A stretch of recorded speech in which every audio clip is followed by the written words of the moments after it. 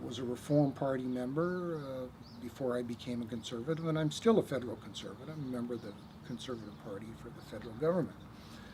And I think he's being quite heavy-handed, particularly in the areas of his omnibus bill, and I don't like the way First Nations are being treated by the federal government. The federal government has responsibility for looking after First Nations issues, and I feel they've failed. Now, having lived and worked for years on end in First Nations communities, I can tell you that the conditions under which they live are abominable.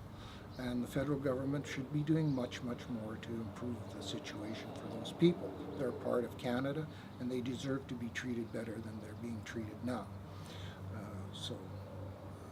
What about on his climate policy? Well, he seems to be dismantling any environmental oversight in terms of all these large mega projects that are going on.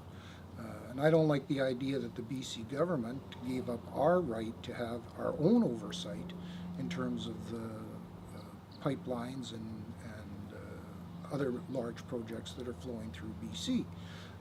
We are now apparently the puppet of the federal government environmental review process, and I don't like giving up our right to have our own internal environmental review process and have the ability to veto these things if we feel it's in our best interest to do so.